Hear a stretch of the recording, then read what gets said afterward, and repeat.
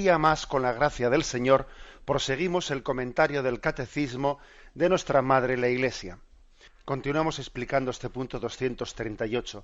¿En qué sentidos aparece en la Sagrada Escritura la afirmación de que Dios es Padre? Hemos dicho primero en cuanto creador de toda la humanidad.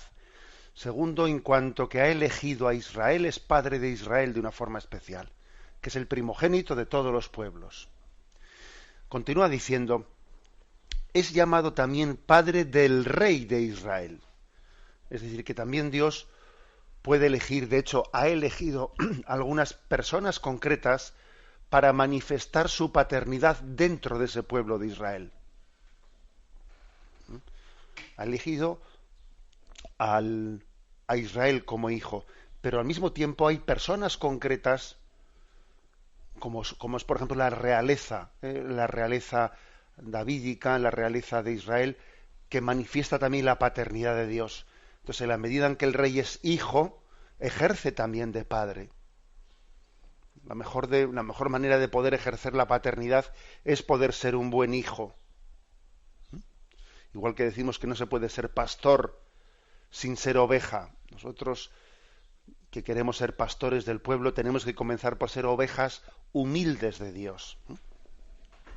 Bueno, pues aquí el texto que se nos ofrece es el texto de segundo libro de Samuel, capítulo 7, versículo 14.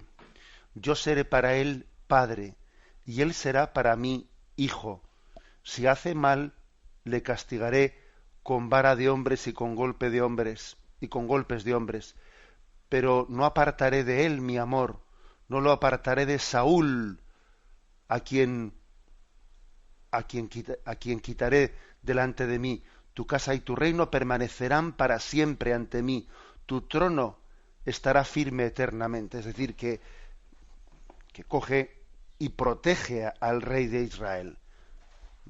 Está protegiendo y haciendo y manifestando esa paternidad muy especial sobre el rey de Israel, para que al ser el rey especialmente protegido como hijo, todo el pueblo de Israel sienta en él también esa paternidad. Fijaros que también esto ocurre de alguna manera entre nosotros. ¿Cómo le llamamos al máximo representante de la Iglesia católica? Le llamamos el Papa, el Padre. Es curioso que hemos elegido también el nombre de Padre para el Pastor Supremo en la Iglesia católica, para el sucesor de San Pedro. Le llamamos Padre, con lo cual quiere decir que Dios, que le ha elegido para guiar a su Iglesia, quiere que sea imagen de la paternidad de Dios. Algo parecido como ocurre en Israel, que Israel es el pueblo primogénito de Yahvé y Dios le elige al rey de Israel y especialmente le llama hijo mío. También Dios le llama especialmente al Papa hijo mío, y por eso él también ejerce de padre, Padre nuestro. Bien. Seguimos adelante y dice, y es muy especialmente el padre de los pobres, del huérfano y de la viuda, que están bajo su protección amorosa. Este es otro sentido más que se suma a los anteriores. Cuando se revela en el Antiguo Testamento qué significa ser padre, bueno, pues especialmente es padre de la indigencia humana. Dios protege al desvalido, al huérfano, a la viuda. Es una situación de indefensión en la que especialmente se manifiesta la paternidad de Dios.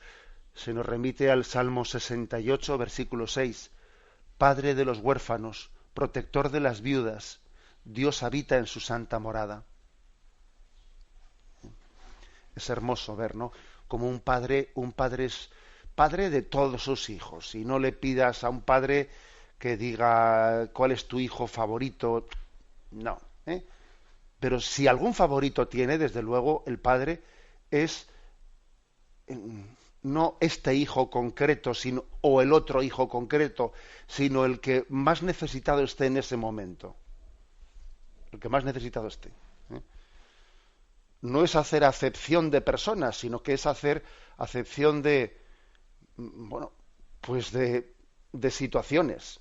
Este está en una situación más necesitada y ahora necesita más de mi paternidad. Es como cuando la Iglesia dice que hacemos una opción preferencial por los pobres. ¿Mm? Cuando la Iglesia dice tal cosa, la opción preferencial por los pobres, no está diciéndolo en un sentido de lucha de clases al estilo marxista, desde luego en absoluto. ¿Eh? Entre otras cosas, porque la concepción marxista de la lucha de clases lo que hace es, bueno, intentar por la violencia, etcétera, llegar a que los pobres sean los que controlen y los ricos sean los que sean encarcelados y ajusticiados, con lo cual los pobres pasan a ser ricos para que los ricos pasen a ser pobres. Bueno, hemos dado la vuelta a la tortilla, pero seguimos teniendo una estructura de sometedores y sometidos. O sea, no hemos solucionado el problema, sino que hemos invertido la cuestión. Le hemos dado la vuelta al calcetín, pero seguimos en las mismas. ¿Mm? Luego, la expresión, la opción preferencial por los pobres, es una expresión no de preferencias de unas personas sobre otras, no, sino nos volcamos especialmente en los que están en situación de pobreza. Y además hay muchos tipos de pobreza. Como decía la Madre Teresa de Calcuta, que ella cuando visitó los suburbios de Nueva York, cuando vio los suburbios de las ciudades europeas, se dio cuenta, cuando ella venía de Calcuta, se dio cuenta que había otros tipos de pobreza y que podían llegar a ser todavía, si cabe más lacerantes, porque era una pobreza de amor, una pobreza de caridad. Y cuando alguien no tiene, no ha experimentado nunca la misericordia por parte de nadie y es huérfano de misericordia, madre mía, ese sí que es una pobreza integral, ¿eh? Bueno, por eso decimos, ¿no?, que la paternidad de Dios se muestra especialmente hacia los pobres, hacia los que viven cualquier clase y cualquier tipo de indefensión. Pasamos al siguiente punto, el punto 239. Al designar a Dios con el nombre de Padre, el lenguaje de la fe indica principalmente dos aspectos: que Dios es el origen primero de todo y autoridad trascendente, y que es al mismo tiempo bondad y solicitud amorosa para todos sus hijos. O sea que la palabra Padre, el concepto de Padre incluye estas dos cosas. Incluye el ser, el origen trascendente, o sea, la vida nos ha sido dada. Yo no me he autoconstituido, no soy autónomo. No. ¿Qué tengo yo que no haya recibido? Vamos a ver. Si todo me ha sido dado. La paternidad es algo que te constituye, que te debería de constituir humilde. ¿Qué tengo yo que no haya recibido? Vamos a ver. O sea, primer sentido de la palabra paternidad. Este es autoridad trascendente. Y segundo, bondad, solicitud amorosa. Padre es sinónimo de decir misericordia. No solo es autoridad, no solo es bienes de, sino además vienes por misericordia, vienes por amor. O sea, nuestra existencia es gratuita y además es hija de misericordia. Son dos aspectos que podría ser uno y el otro no. O sea, que por lo tanto todavía el segundo le añade al primero. O sea, no solo he sido creado gratuitamente, sino que es que además he sido creado en relación de amor. O sea, una madre no solo tiene a un hijo por amor, sino que desde el primer momento en que lo tiene le cuida entrañablemente, ¿no? El acto de la madre que da de mamar a su hijo es una imagen de una ternura especial, porque el hijo no solo tiene un origen que le trasciende, sino que es que además ha nacido en la misericordia. Desde el momento en que ha nacido ha tenido unos brazos que le han querido. Eso es lo que significa padre, o es lo que significa madre. Bien, Seguimos adelante con la lectura del punto 239 y dice: esta ternura paternal de Dios puede ser expresada también mediante la imagen de la maternidad, que ya un poco lo acabo de adelantar.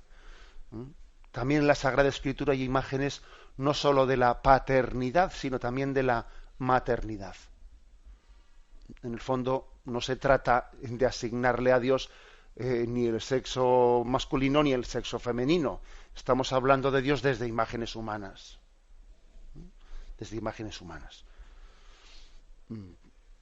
Me imagino que alguno, posiblemente, como este es un tema que suele ser con frecuencia invocado desde las teologías feministas, desde la ideología de género, y a veces se le acusa a la religión católica, y sí, especialmente a la religión católica, de machismo, etcétera, etcétera. Es posible que cuando yo he dicho esto de decir, bueno, pues entonces, si Dios puede ser llamado padre y puede ser llamado madre, si en Dios no existe el sexo masculino y femenino, ¿por qué la Iglesia católica se empeña en que el sacerdocio tiene que ser un sacerdocio elegido entre los varones y no entre las mujeres, etcétera, etcétera, ¿no? Me imagino que ha podido haber alguno que se le haya planteado esa duda.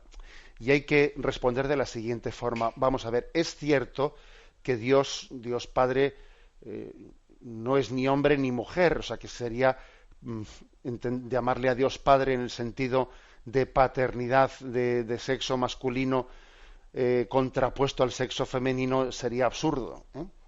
Pero una cosa es hablar de la paternidad o maternidad de Dios, y otra cosa distinta es Jesucristo. Jesucristo es el Hijo de Dios, pero hecho hombre, encarnado, quien ha tomado la condición humana. Por lo tanto, Jesucristo sí es varón, Jesucristo sí es hombre, y eso no es baladí. Desde luego el Padre o el Espíritu Santo, mire, o sea, no es propiamente ni masculino ni femenino, es otra cosa, ¿eh? O sea, Dios trasciende, ¿no? Trasciende la sexualidad humana totalmente, ¿no? Pero no es el caso de Jesucristo, porque Dios hecho hombre, la segunda persona de la Santísima Trinidad, hecha hombre encarnado entre nosotros, o sea, sí se ha hecho hombre, y se ha hecho hombre, ha tomado la condición humana, pues en su condición de varón, y ha revelado y ha expresado esa paternidad, pues eligiendo a los 12 apóstoles, que eligió a esos 12 apóstoles varones, etcétera, etcétera, etcétera. Es decir, que tenemos que distinguir lo que es hablar de Dios en términos de padre o de madre, que eso es una cosa, es una imagen, y otra cosa distinta es el tema de la encarnación. La encarnación se ha producido en la humanidad de Jesucristo, engendrada en el seno de María. Y Jesús, pues fue varón, que es una circunstancia histórica, fue varón, y segundo, eligió a 12 varones como sus apóstoles, a los que les encomendó pues el ministerio apostólico, etcétera, etcétera. Bueno, hago esta matización porque aunque no es este el tema, no es este el tema que nos toca aquí hablar, pero sí que obviamente existen connotaciones, y por eso me parece prudente decirlo aquí. Pero bueno, estábamos comentando, que me he salido un poco, estábamos comentando que también existen imágenes en los que se habla de la maternidad de Dios. Por ejemplo, Isaías, capítulo 66, versículo 13. Alegraos, Jerusalén, y regocijaos por ella, todos los que la amáis. Llenaos de alegría por ella, todos los que por ella hacíais duelo. De modo que maméis y os hartéis del seno de sus consuelos, de modo que chupéis y os deleitéis de los pechos de su gloria. Porque así dice Yahvé: mirad que yo tiendo hacia ella como un río la paz, y como raudal desbordante la gloria de las naciones. Seréis alimentados, en brazos seréis llevados, y sobre las rodillas seréis acariciados. Como uno a quien su madre le consuela, así os consolaré yo, y en Jerusalén seréis consolados. Una imagen preciosa de Isaías 66, versículos del 10 al 13, en la que se habla de esa imagen de la maternidad de Dios, que nos da de mamar, que nos cuida, que nos acaricia. Como uno a quien su madre le consuela, así yo os consolaré, y en Jerusalén seréis consolados. El siguiente texto que también se nos ofrece, el Salmo 131, versículo 2. No mantengo mi alma en paz y silencio como niño no. Mantengo mi alma en paz y silencio como niño destetado en el regazo de su madre. Como niño destetado está mi alma. Espera, Israel, en Yahvé, ahora y por siempre. Se toma la imagen de Yahvé una vez más como la madre que amamanta a su hijo. Me despido con la bendición de Dios Todopoderoso, Padre, Hijo y Espíritu Santo. Alabado sea Jesucristo.